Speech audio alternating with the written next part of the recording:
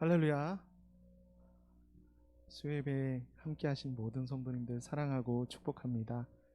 이 시간 함께 찬양하시면서 하나님 앞에 나아가시겠습니다.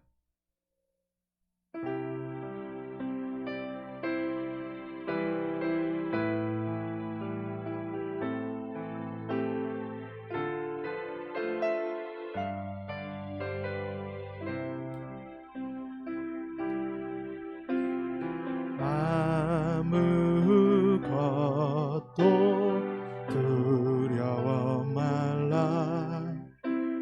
주 나의 하나님이 지켜주시네. 놀라지 마라, 겁내지 마라. 주님 나를 지켜주시네. 아무것도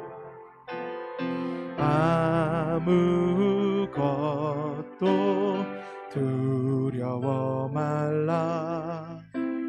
주 나의 하나님이 지켜주시네.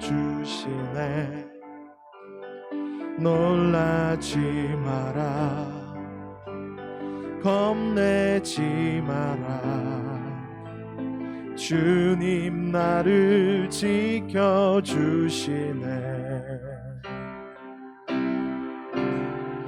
내 맘이 힘에 겨워 지칠지라도 주님 나를 지켜주시네.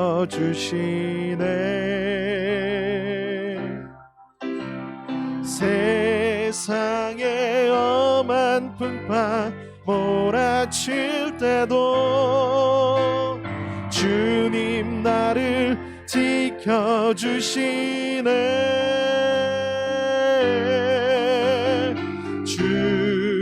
주님은 나의 산성, 주님은 나의 요새,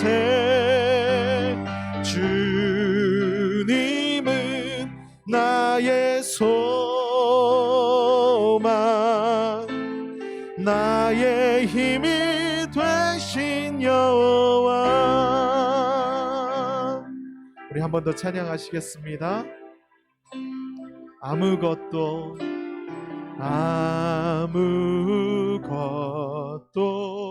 두려워 말라. 주 나의 하나님이 지켜주시네. 놀라지 마라, 겁내지 마라. 주님 나를 지켜주시네. 한 번 더 믿음으로 고백합니다. 아무것도 두려워 말라. 주 나의 하나님이 지켜주시네. 놀라지 마라, 겁내지 마라. 주님 나를 지켜주시네. 내 맘이 힘에 겨워 지칠지라도 주님 나를 지켜주시네.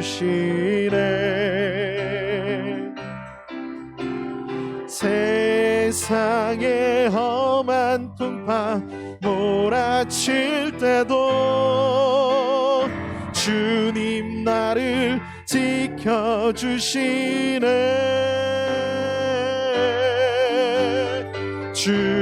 주님은 나의 산성, 주님은 나의 요새, 주님은 나의 소망, 나의 힘이 되신 여호와 내 맘이 힘에 겨워 내 맘이 힘에 겨워 지칠지라도 함께 고백합니다. 주님 나를 지켜주시네.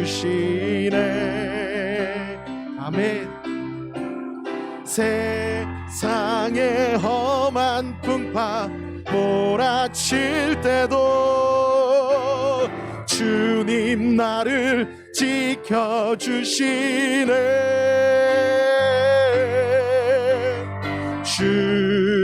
주님은 나의 산성 주님은 나의 요새 주님은 나의 소망 나의 힘이 되신 여호와. 우리 한 번 더. 주님은 나의 산성입니다. 주님은 나의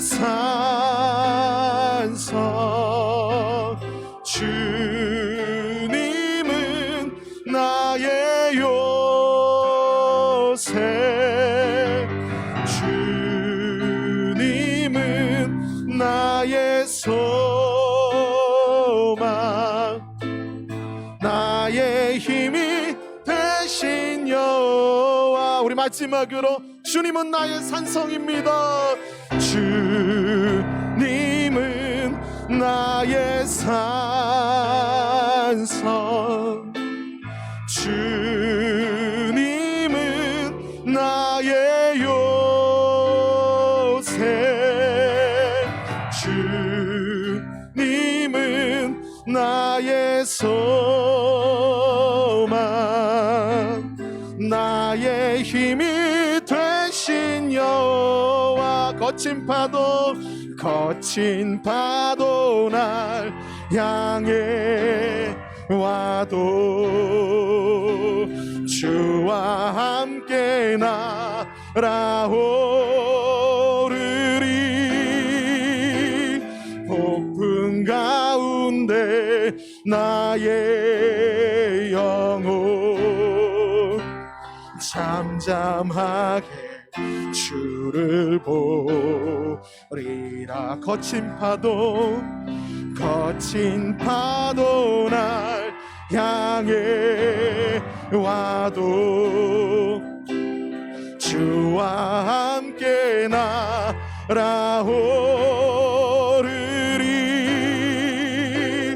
폭풍 가운데 나의 영혼 잠잠하게 주를 보리라. 거친 파도 날 향해 와도 주와 함께 날아오르리.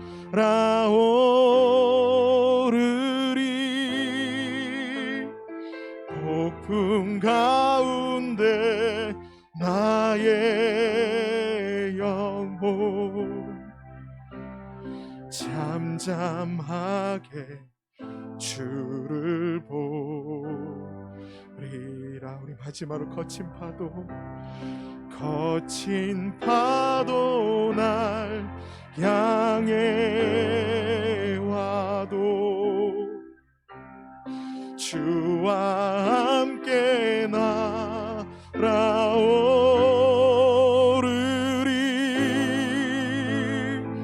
폭풍 가운데 나의 영혼 잠잠하게 주를 보리라.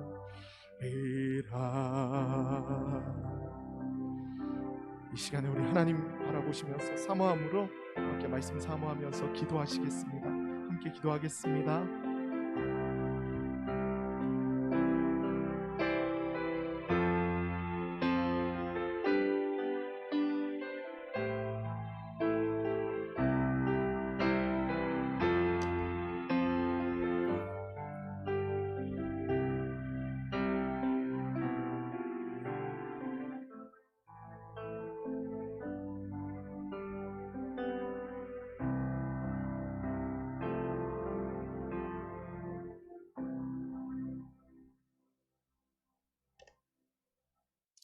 오늘도 살아 계셔서 변함없이 역사하시는 하나님, 저희들은 오늘도 모여서 예배 드릴 수 있는 상황이 되지 못하여서 영상으로 수요 예배를 드립니다.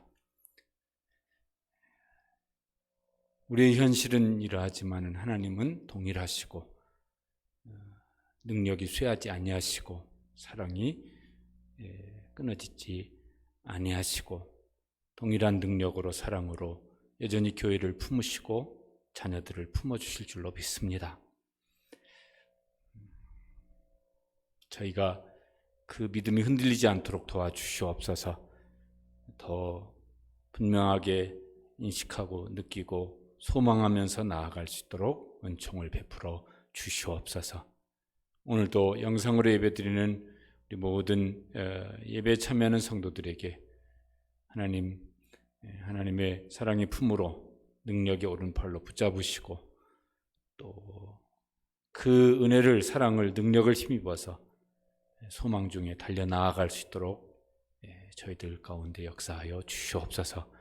예수님의 이름으로 기도드리옵나이다. 아멘. 오늘은 열왕기상 18장 말씀을 보시겠습니다. 열왕기상 19장 19장 10절 말씀을 보시겠습니다. 열왕기상 19장 10절 말씀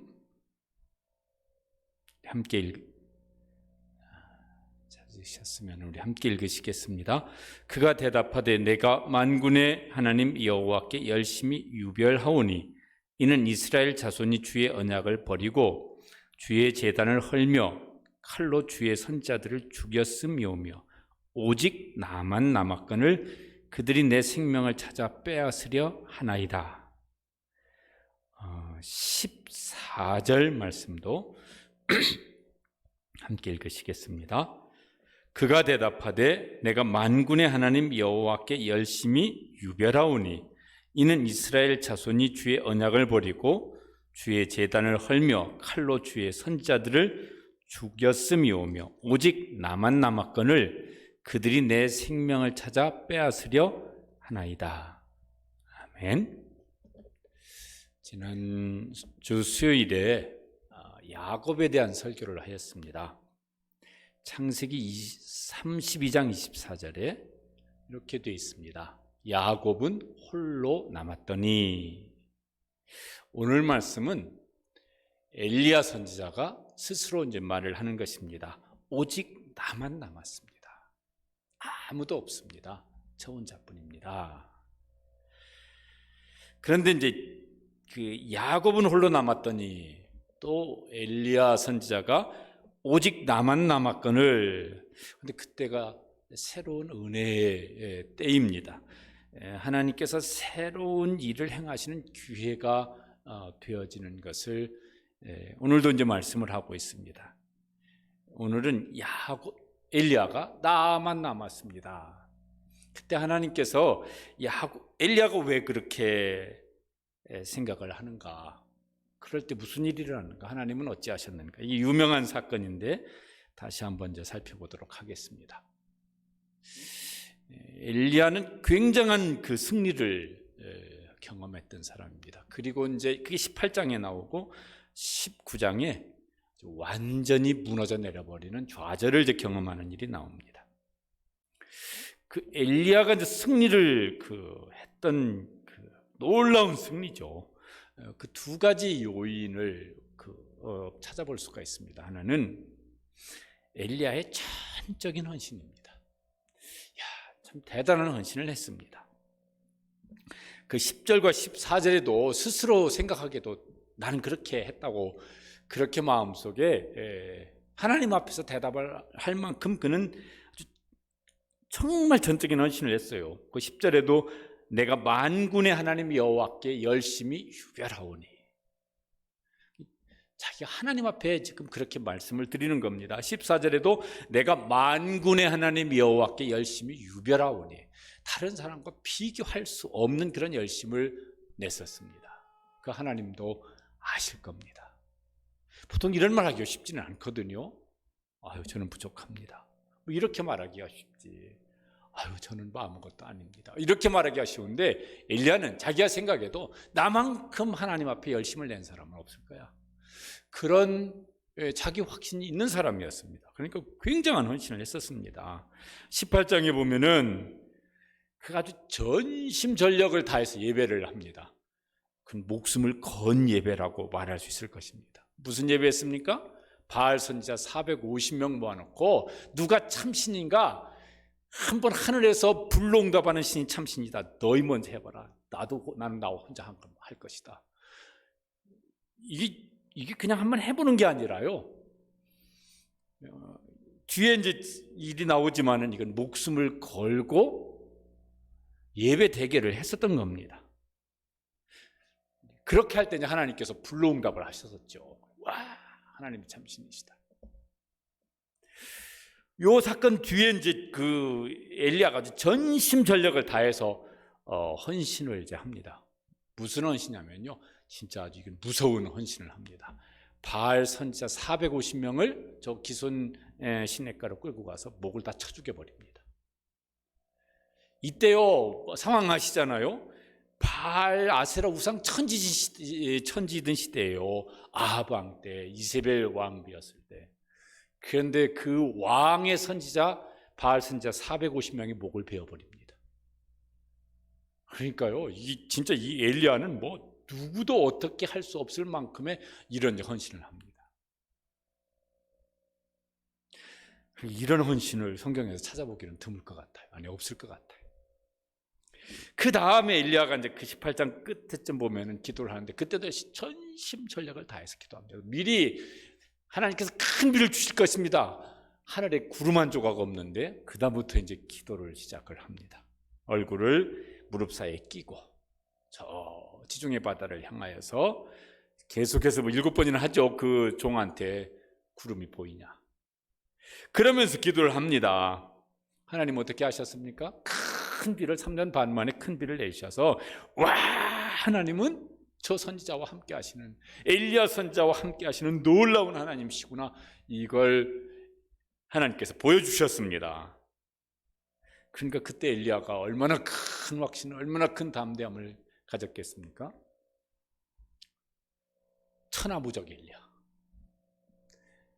그런데 이제 이 엘리야가 단번에 무너져 버립니다.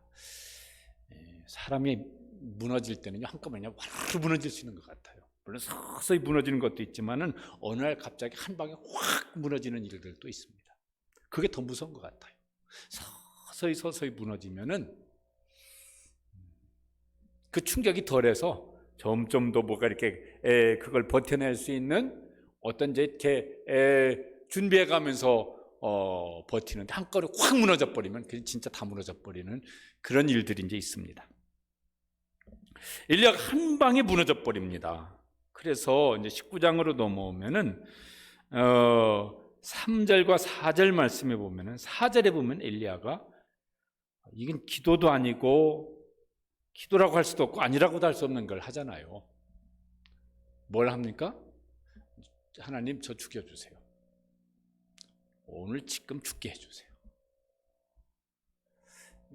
왜 그러냐면 그 3절부터 나오거든요. 3절 4절 말씀을 함께 읽어보시겠습니다.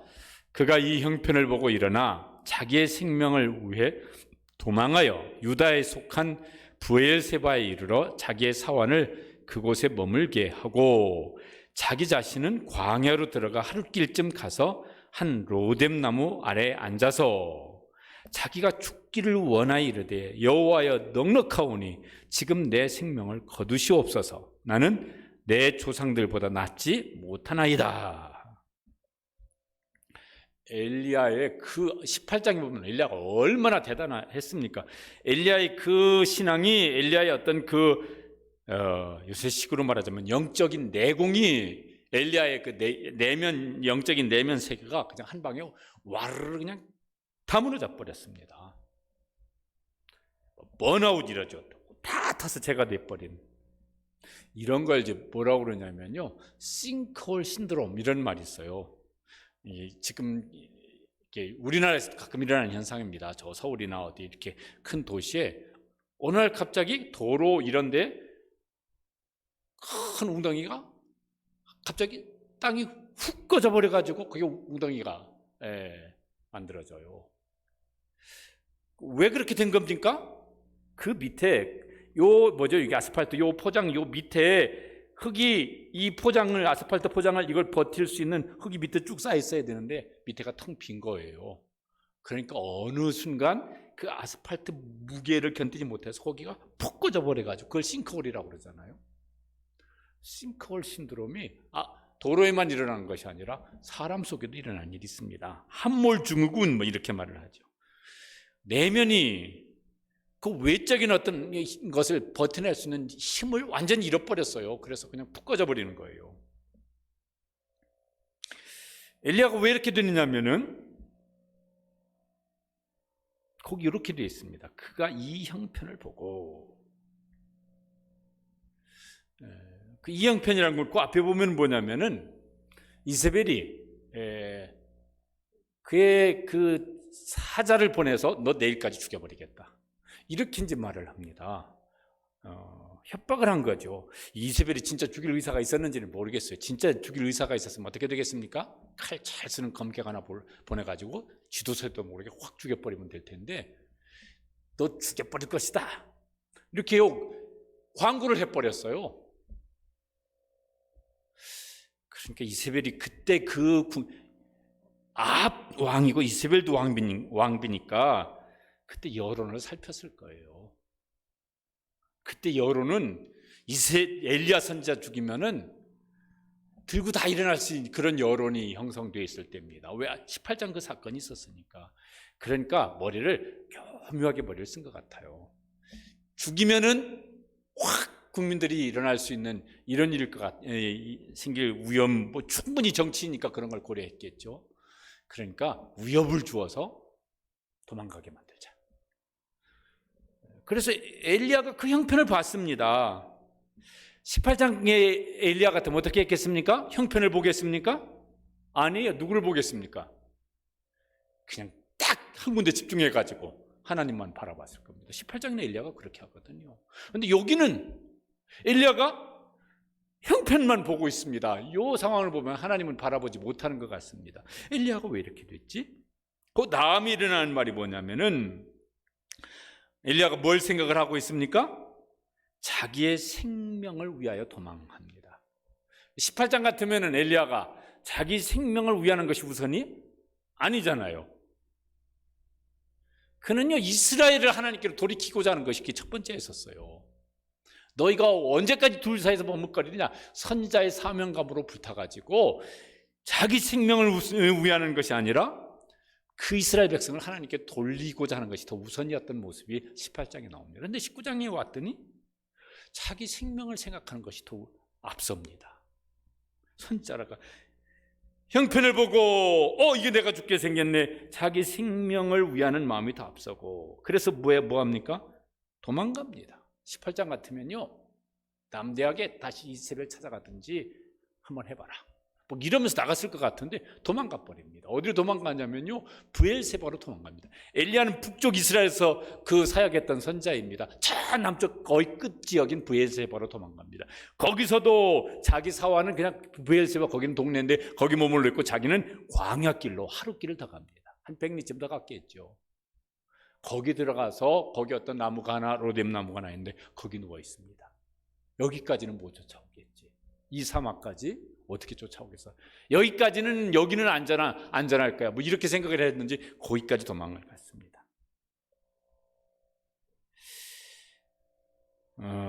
왜 엘리야가 이렇게 되었을까? 성경엔 설명이 안 나와 있지만은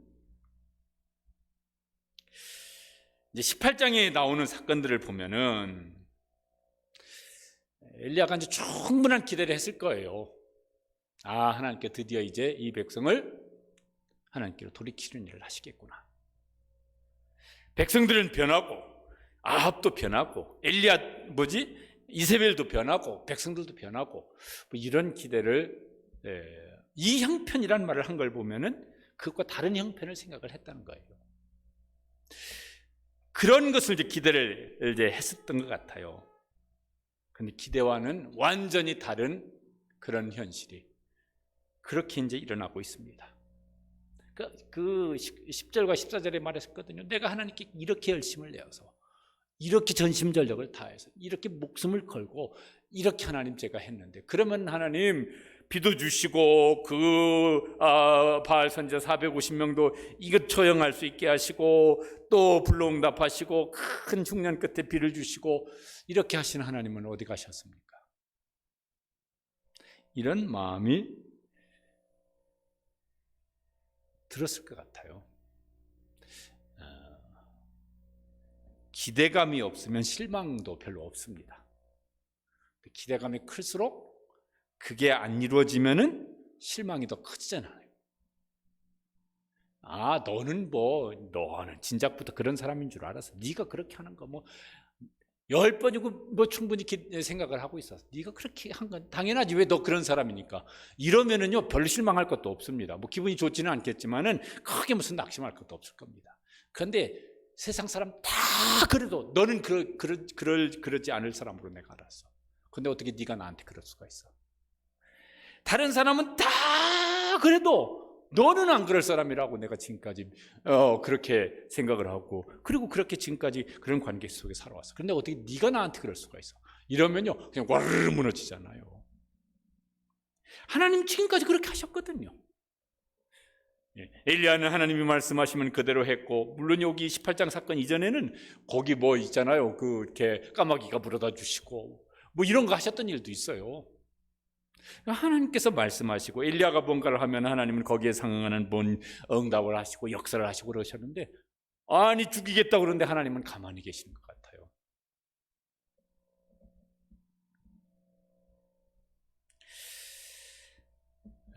우리가 신앙생활하면서 중요한 게, 성경에서 아주 가장 중요하게 강조하는 신앙의 핵심적인 내용 중에 하나가 뭐냐면은 우리가 많이 말하는 하나님 주권 사상입니다.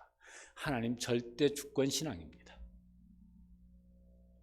이렇게 하고 저렇게 하는 결정의 권한은 하나님께 있어요. 그걸 하나님께 다 맡겨드리고 살든지 죽든지 뜻대로 하소서.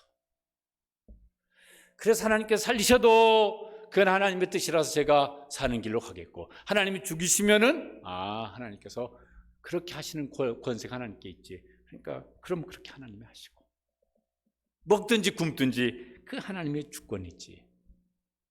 내 할 도리는 내가 최선을 다해서 하겠지만은 결과는 하나님께 속한 것이지.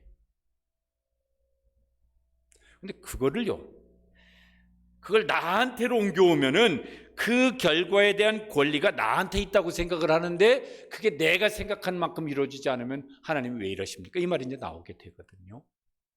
엘리야도 그랬을 것 같다는 생각이 듭니다.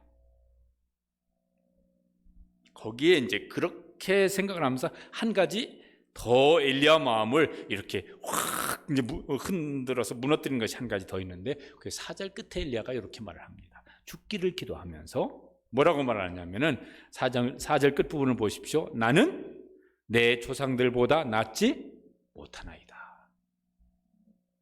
이게 누구하고 비교했는지는 모르겠어요. 근데 나는 내 조상들, 그 중에 어떤 사람을 염두에 두고 있었는지 모르겠습니다. 그만 못해.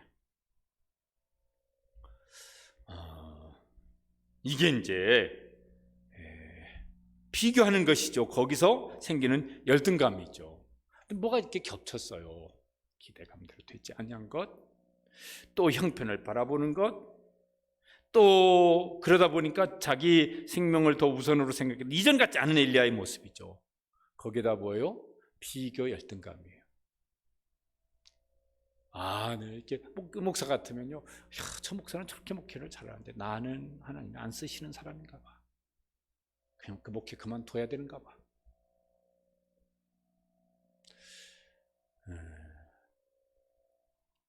제가 잘 알고 있는 목사님 중에 한 분도, 지금은 요새는 그런 소리 안 하시는데 몇 년 전에 계속 은퇴한다고. 저하고 나이도 비슷한데, 무슨 벌써 은퇴를 하려고 그래요. 다 은퇴할 거야. 또 만나면은 나 이번에 진짜 은퇴할 거야. 무슨 소리를 하고 있는 거야. 또 하여튼 그걸 몇 년 동안 얘기를 했었어요. 지금 생각해 보면은 그때 그 교회 형편이 점점점 어려워지고 있었습니다. 교인 수는 줄어들고 빚은 여전히 많은데 재정도 자꾸 줄어들고. 그러니까요, 그분도 나름대로 열심히 했던 목사님으로 제가 기억을 하는데 자꾸 이렇게 막 어느 교회는 붕했다고 그러고, 근데 왜 우리 교회는 자꾸 줄어들고, 어느 교회는 막 재정이 막 남아서 뭐 또 하고 뭐 했다고 그러는데 우리 교회는 하던 일도 중단해야 되고. 하나님이 나하고는 함께 하시지 않, 우리 교회는 함께 하지 않으시는 건가? 나는 저 목사에 비하면은 난 형편없는 목사 같아. 이런 생각, 아마 목회자들 중에서도 저를 포함해서 때때로 이런 생각에 사로잡히는 일들이 적지가 않을 것입니다. 하여튼 엘리야도요, 누군가와 비교하는 마음이 생겼습니다. 그러니까 자기 형편을 바라보는 마음, 또 그러다 보니까 또 이게 왜 막 마음이 확 무너지니까 내 안전을 생각하는 마음, 또 기대했던 것은 무너지고 열등감은 막 확 밀려오고 이런저런 것이 겹쳐졌어요. 엘리야가 한 방에 무너졌던 것 같아요. 이걸 어떤 사람들은 엘리야가 급성 우울증이 엘리야에게 찾아왔다고 이렇게 설명을 하기도 하더라고요. 이걸 이제 정신과적인 분석을 하면은 이게 우울증 증상인데 급성으로 오는 우울증 증상이라고. 그렇죠. 네. 코로나19, 코로나 블루 이런 이야기도 설교 시간에 했는데 오늘 신문에도 보니까 특별히 젊은 여성들 중에 일자리를 잃은 여성들 중에 극단적인 선택을 하는 비율이 높아지고 있다, 뭐 이러더라고요. 이게 이제 막 한 반년 넘어가면서 일자리는 없고 새로 일자리 찾기는 어렵고 생활의 무게는 감당하지 못하겠고 이러니까 이제 극단적인 선택을 하는, 특별히 이제 뭐 그런 젊은 사람들이 자꾸 많아지고 있다.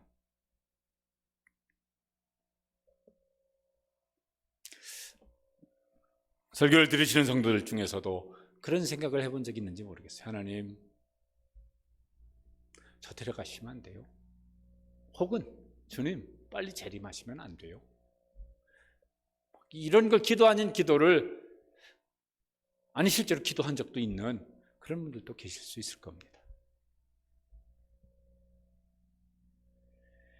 이 말씀을 보면서 제가 이제 그런 생각이 들었습니다.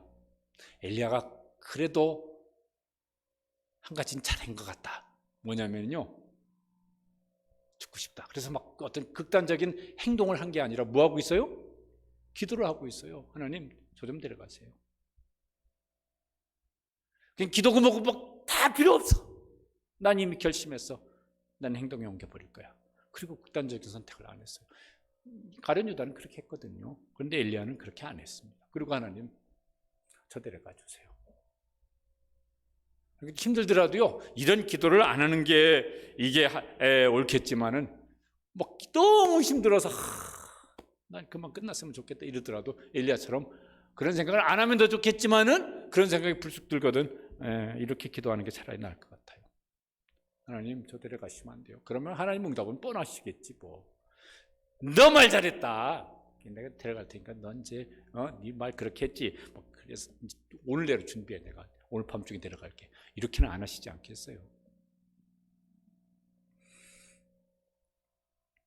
엘리야가 이렇게 무너졌다면은 엘리야가 이게 보통 분입니까?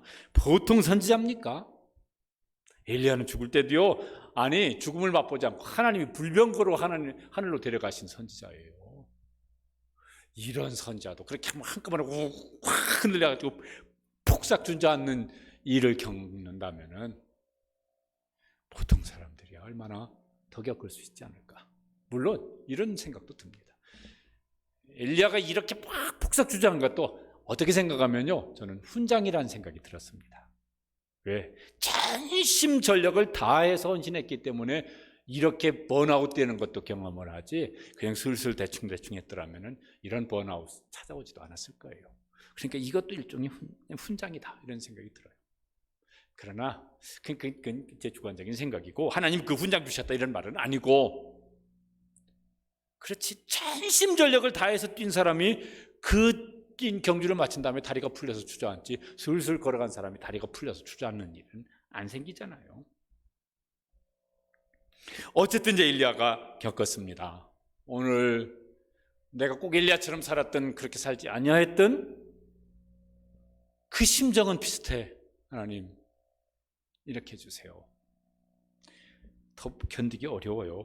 견딜 힘이 저한테 없어요. 손 내밀 때도 없어요. 내밀어도요, 전화도 안 받아요. 하여튼 그 휴대폰에 그 기능이 문제예요. 이렇게 이름이 뜨는 거. 그러니까 이름 알고 안 받아. 불편한 사람은. 그 기능 없으면 좋겠어. 그거. 또 있어야 되는 필요한 기능들이 하지만.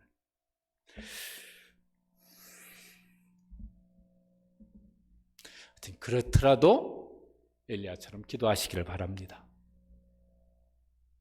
하나님께서 이제 이런 엘리야에게 하나님께서 이제 손을 쓰기 시작을 하십니다.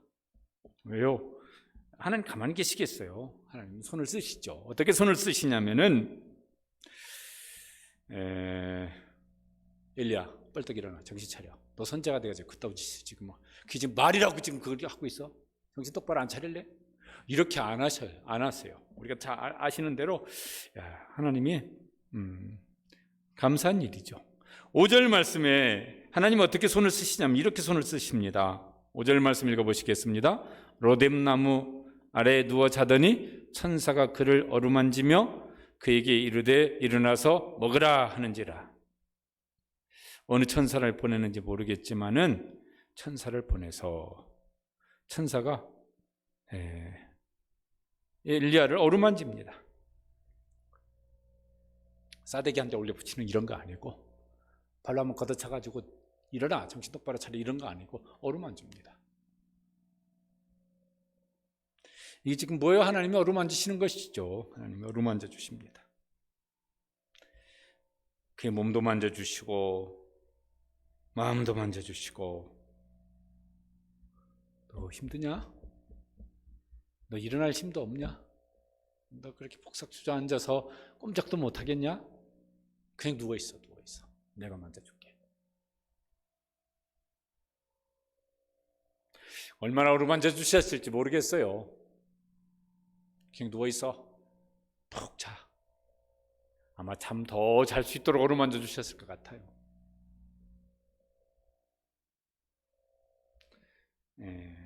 우리 손주가요, 잠잘 때 이렇게 깰똥말똥이래요.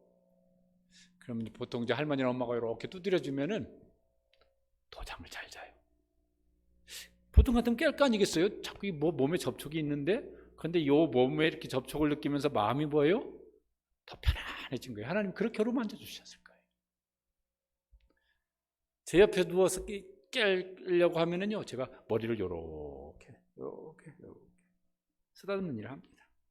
그럼 얼굴 표정도, 찡그렸던 표정도 펴지고, 그러면서 또 잠이 또 깊이 들어요. 하나님께서 천사를 보내셔서 그렇게 어루만져 주셨을 것 같아요.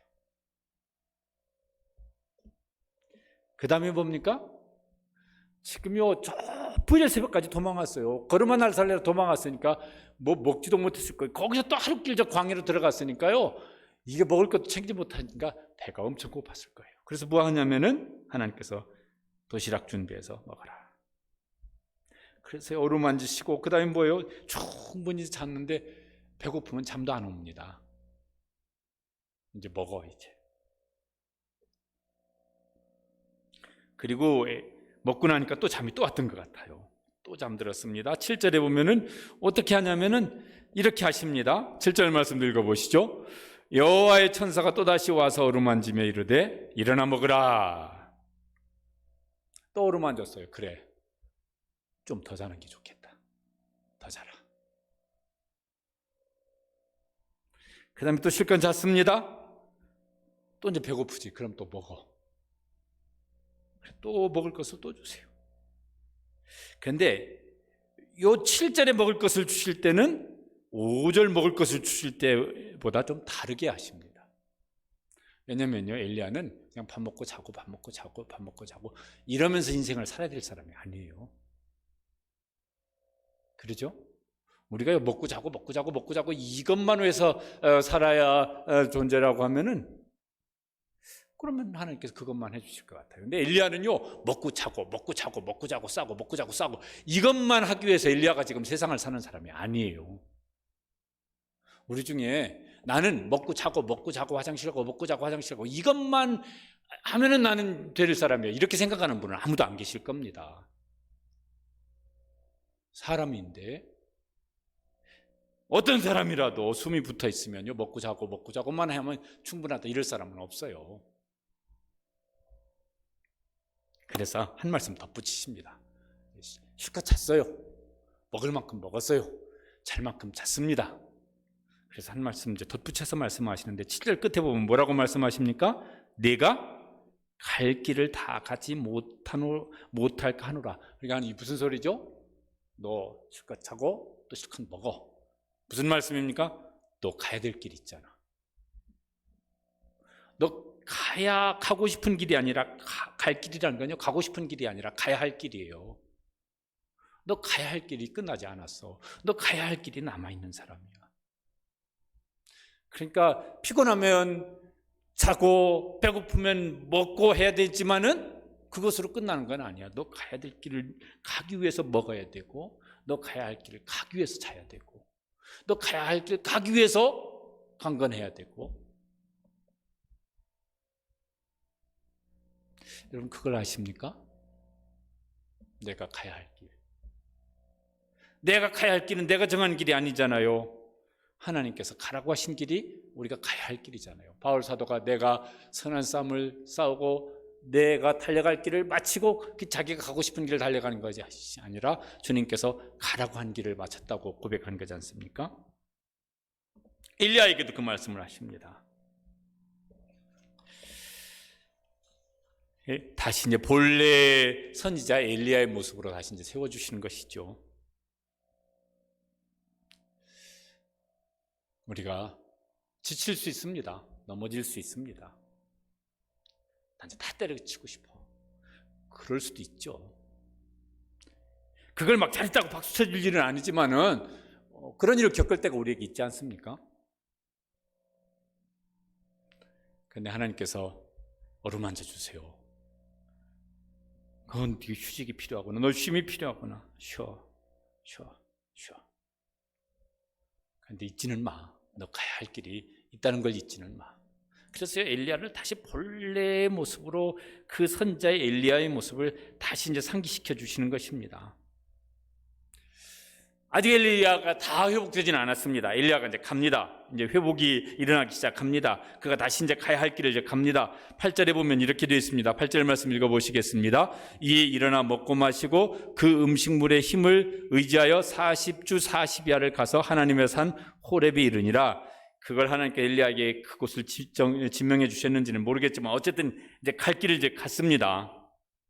그리고 다시 이제 하나님께서 엘리야에게 하나님의 음성을 들려주십니다. 엘리야의 귀에 다시 하나님의 음성이 이제 들려오기 시작합니다. 그게요, 17장, 18장에 보면은 그 일들이 계속 일어났었거든요. 하나님은 엘리야에게 말씀하시고 엘리야는 그 말씀하신 대로 행하면 하나님께서 그 가운데 뭔가를 하시고 이런 일이 17장, 18장에 계속 쭉 일어났습니다. 그러니까 17장, 18장에 나왔던 엘리야의 모습으로 다시 이제 엘리야가 회복되는 것입니다. 하나님께서 이제 엘리야에게 물으십니다. 모르는 거 아닐 텐데 엘리야에게 엘리야의 힘든 걸 들어주고 싶으셨던 것 같아요. 9절 말씀에 보면은 엘리야가 그곳 굴에 들어가서 머물러 있는데 여호와의 말씀이 그에게 임합니다. 뭐라고 하십니까? 엘리야야, 네가 어찌하여 여기 있느냐? 엘리야야, 네가 어찌하여 여기 있느냐? 엘리야의 이름을 부르시면서 너 어찌하여 지금 이 상태에 있느냐? 왜 지쳐 있느냐? 왜 낙심해 있느냐? 왜 죽고 싶을 만큼 힘드냐?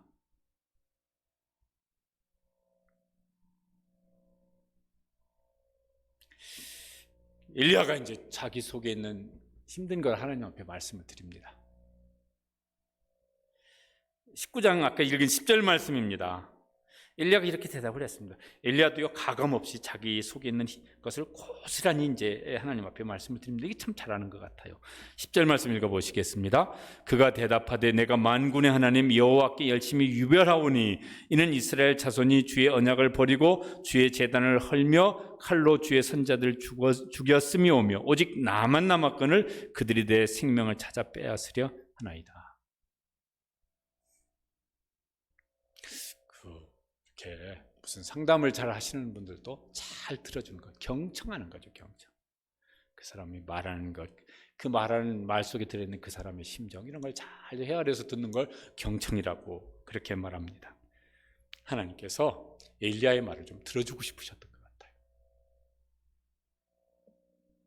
하나님은 말씀하시는 분이시기도 하지만은 우리의 말을 듣고 싶으셔서, 모르십니까? 하나님은 전지전능하신 하나님이신데 왜 모르시겠어요? 그런데 사람이 막 자기 마음속에는 막 힘든 것, 답답한 거, 괴로운 거 막 이런 걸 말을 하면서 치유가 일어나잖아요.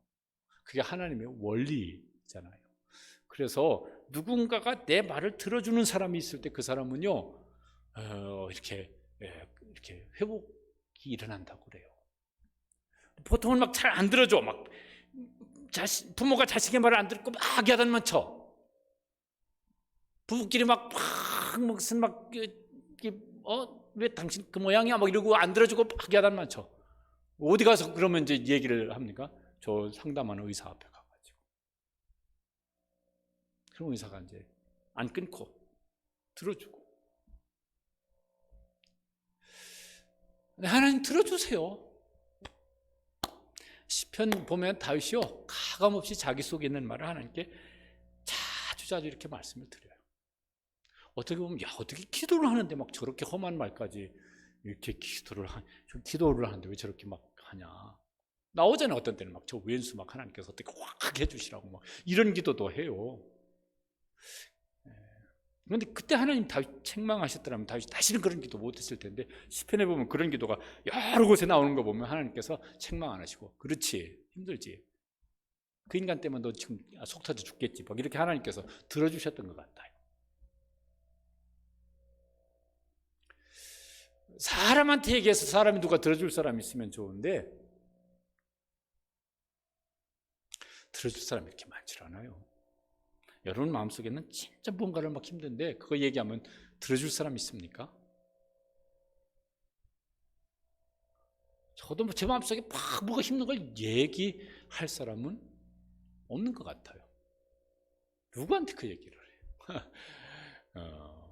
그 명색이 목사가 돼가지고 그런 걸 가지고 그렇게 막 힘들다고 막 하냐? 이러면요, 아이 시원찮구만 이런 소리나 듣겠지 뭘 하겠어요. 그러니까 그냥 조금 힘든 건 얘기할 수 있지만은 많이 힘든 건 얘기 못하죠.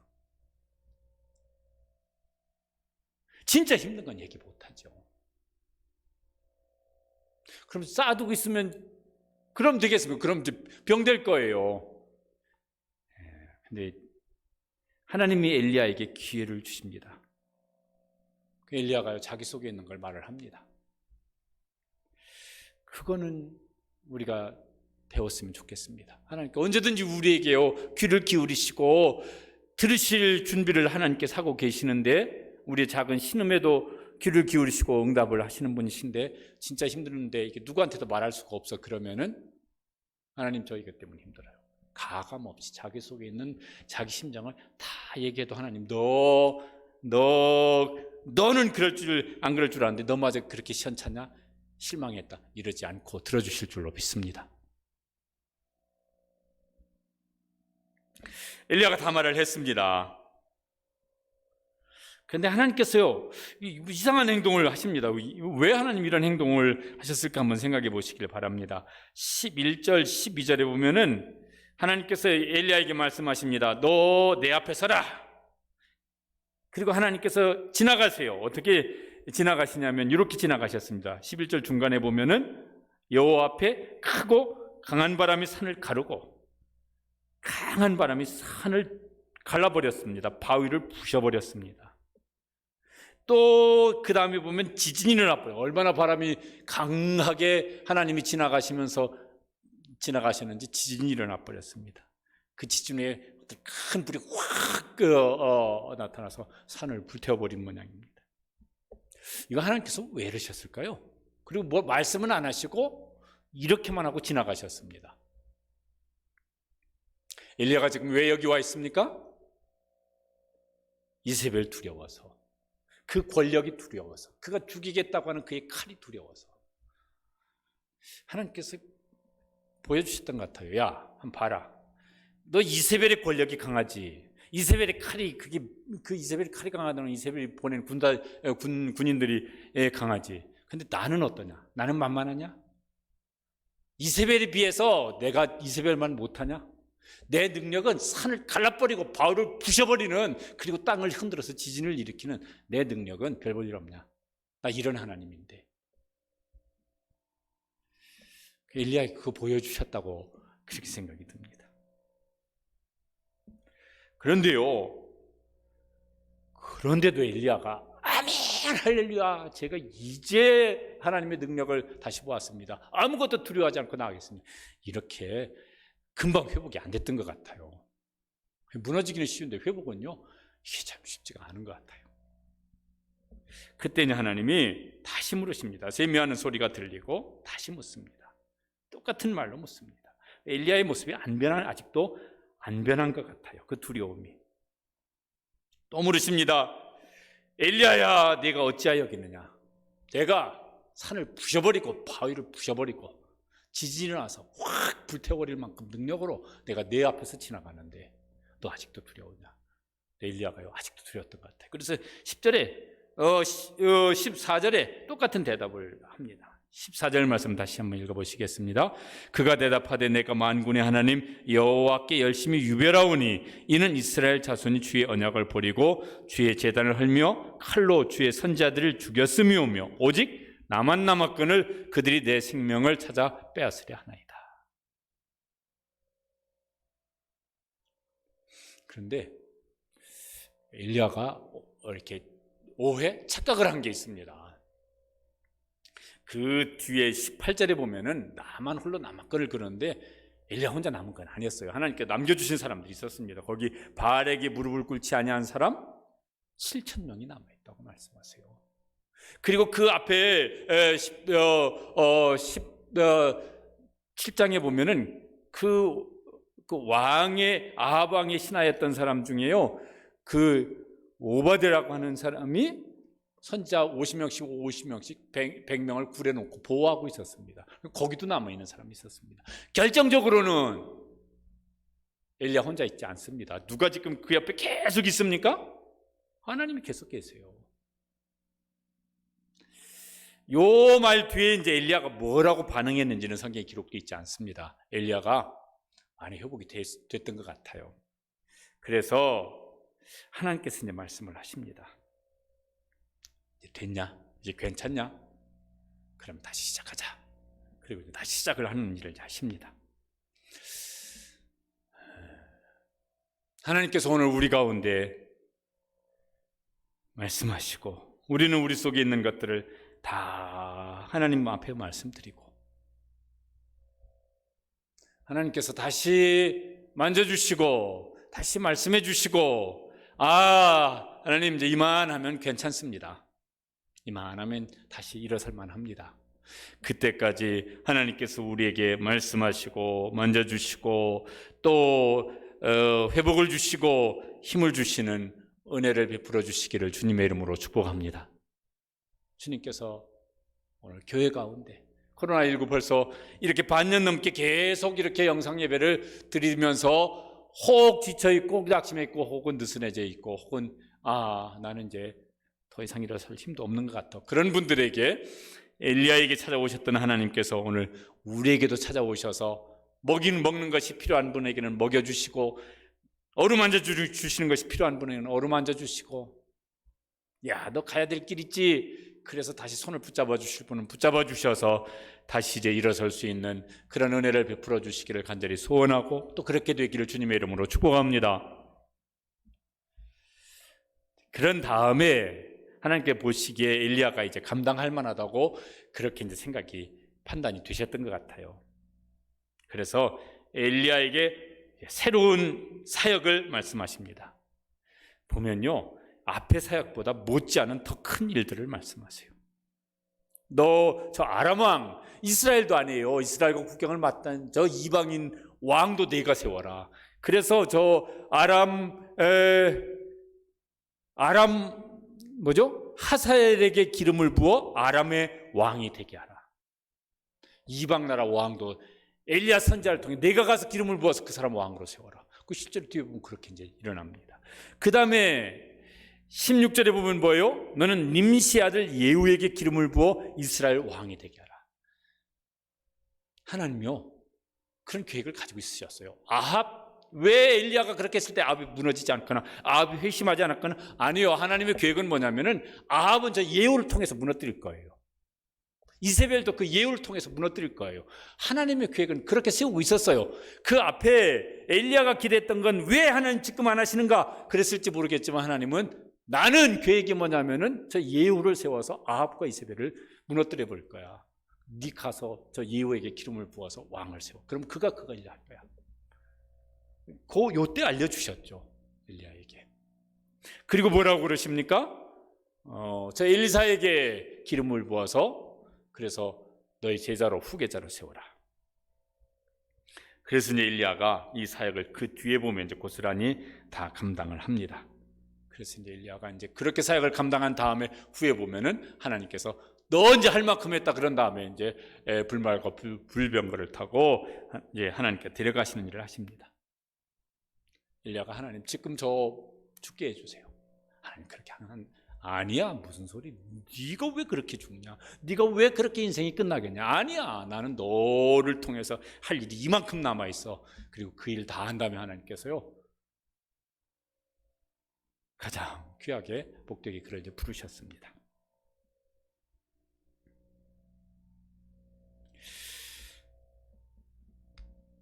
지금 모습이 다입니까? 아니죠. 엘리야의 그때 그 19장에 있는 이 모습이 엘리야의 결론입니까? 하나님께서 너 그렇게 했는데 너는 그렇게 끝날 거야, 그러셨습니까?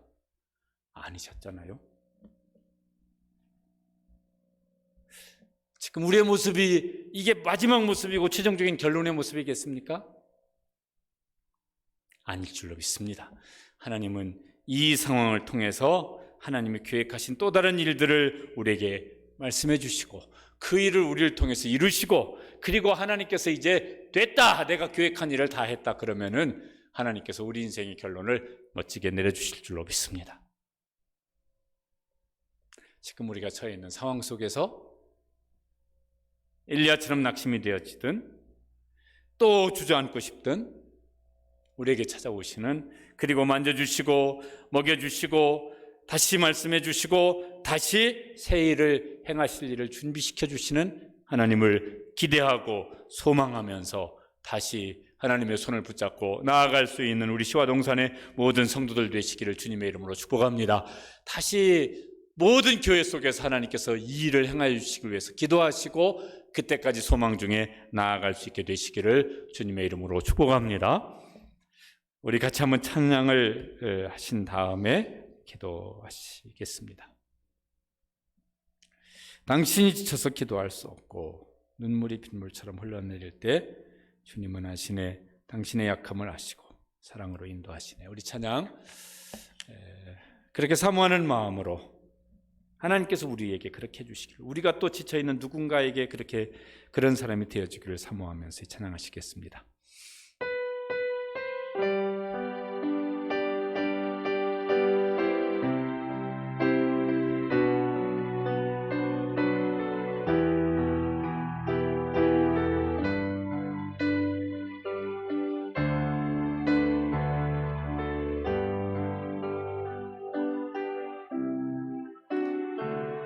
당신이 지쳐서 기도할 수 없고 눈물이 빗물처럼 흘러내릴 때 주님은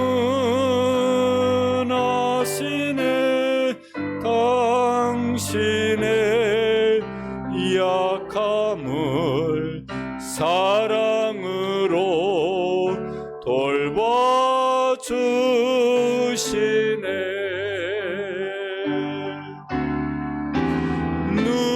누군가 널 위하여,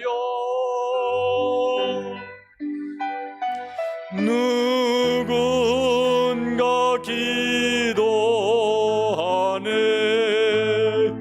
내가 홀로 외로워서 마음이 무너질 때 누군가 널 위해 기도하네.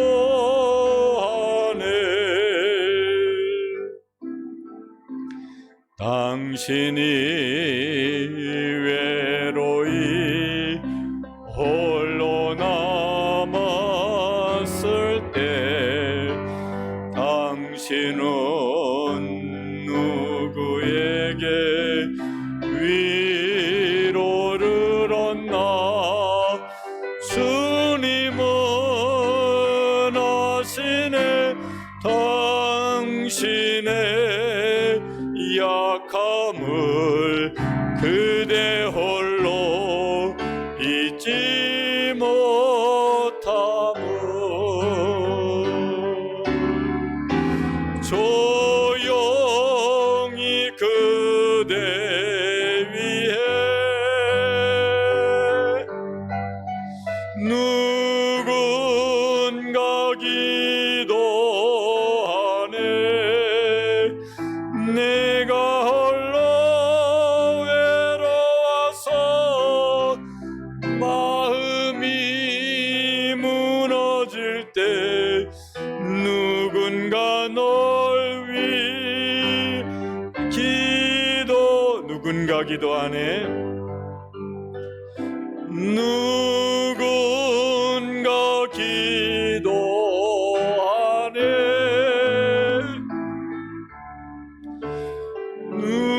누군가 기도하네. 내가 홀로 외로워서 마음이 무너질 때 누군가 널 위해 기도하네.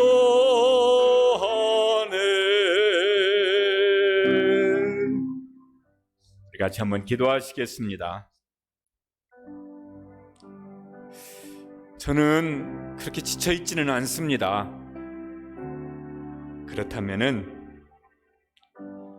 열왕기상 18장 엘리야처럼 힘이 저에게는 아직도 그래도 있습니다. 그러면 전심전력을 다하여서 예배하고 기도하고 헌신하고 가야 할 길을 달려갈 수 있도록, 지치지 않고 달려갈 수 있도록 하나님 능하신 오른팔로 저를 붙잡아 주시옵소서. 그런데 저는 19장의 엘리야처럼 전적으로 헌신해서 꼭 지쳤다고 할 수는 없지만은 제 삶의 환경, 제가 처해 있는 현실, 제 자신의 연약함 때문에 지쳐 있습니다. 뭘 어떻게 할 용기가 생기질 않습니다. 그냥 이대로 그냥 풀썩 주저앉고 싶습니다.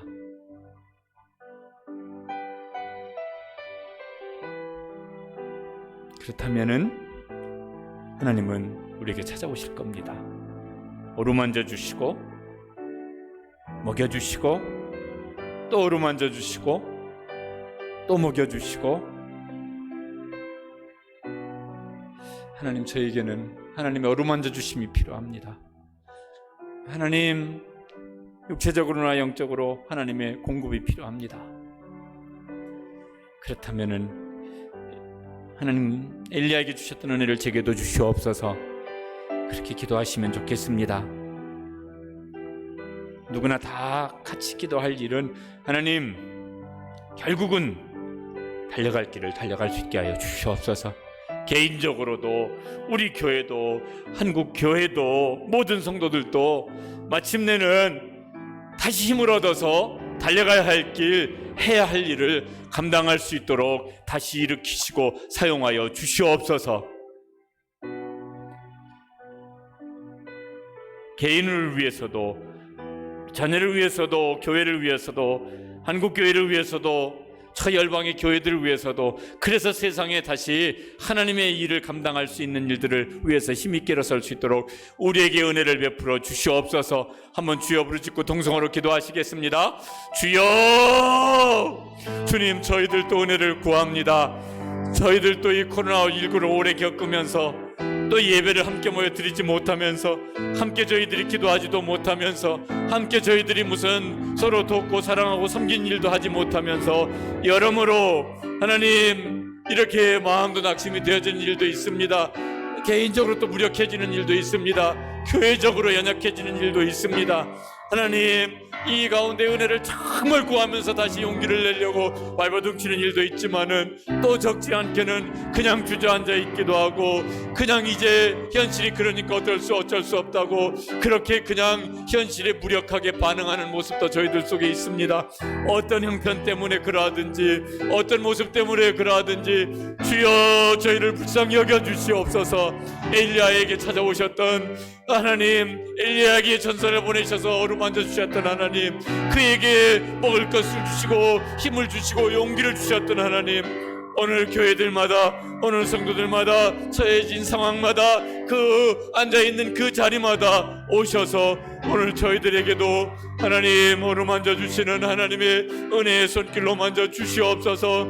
하나님, 저희들도 지쳐있는 중에, 연약한 중에, 무력한 중에, 혹은 낙심 중에, 혹은 이제는 어찌할 바를 알지 못하는 중에 오셔서 하나님의 능력의 손길로 어루만져 주시옵소서. 하나님의 위로의 손길로 어루만져 주시옵소서.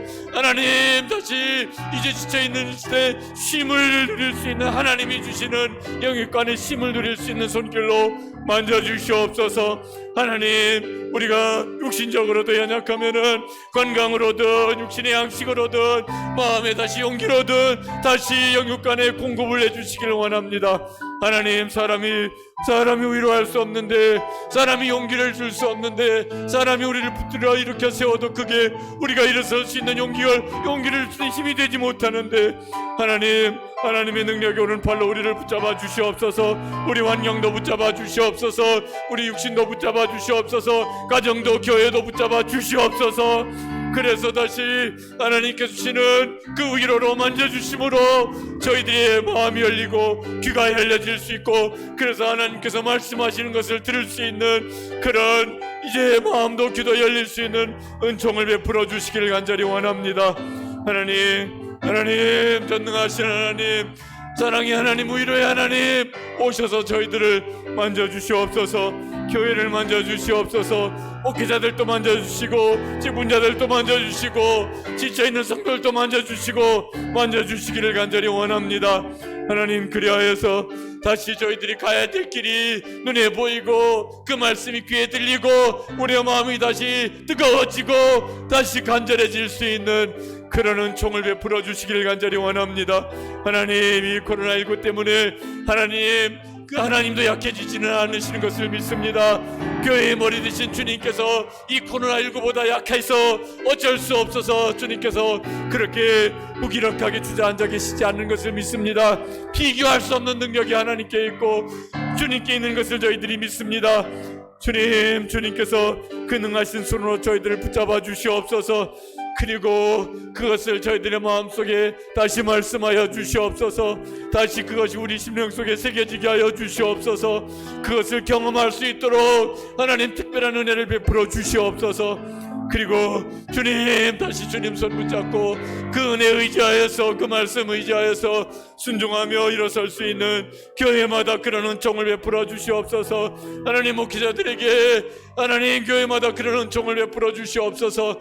그리고 주님, 모든 교회 직분자들에게, 성도들에게, 앞장서 나아가야 될 그런 주님 일꾼들에게 새 힘을 더하여 주시옵소서.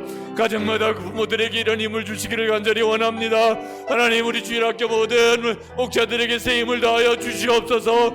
하나님, 우리 장년 목자들에게 새 힘을 더하여 주시옵소서. 한국 교계를 이끌어가는 지도자들에게 하나님께서 하나님의 음성을 들려주시고 하나님의 능력의 팔로 붙잡아 주시옵소서.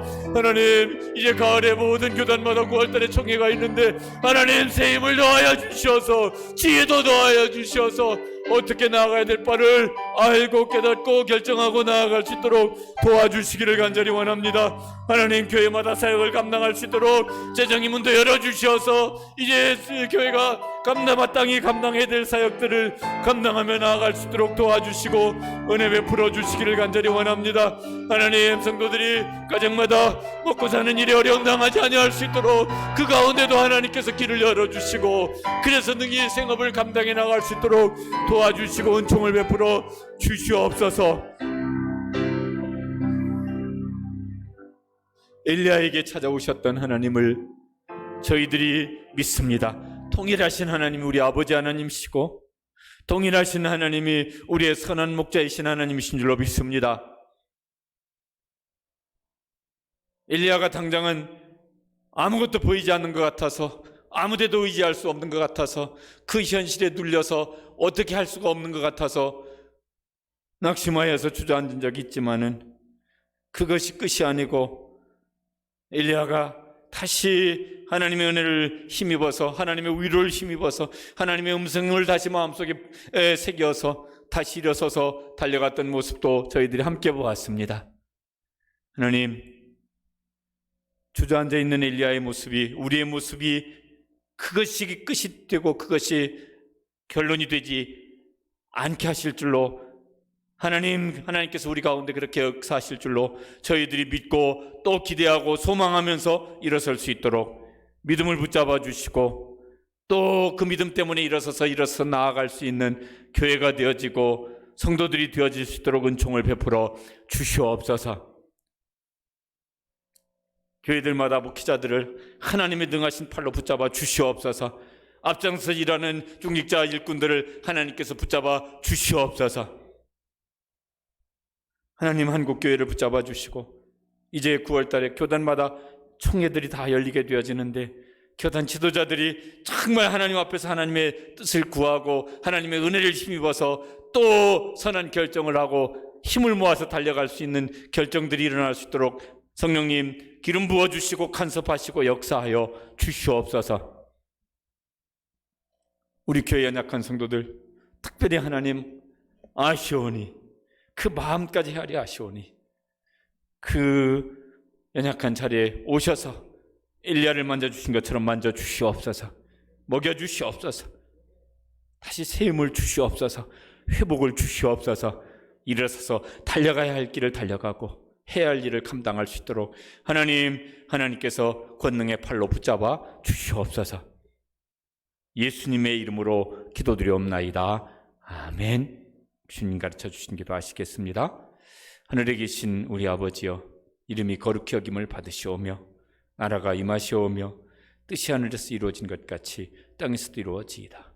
오늘날 우리에게 일용할 양식을 주옵시고 우리가 우리에게 죄 지은 자를 사해 준 것 같이 우리 죄를 사하여 주옵시고 우리를 시험에 들게 하지 마시옵고 다만 악에서 구하옵소서.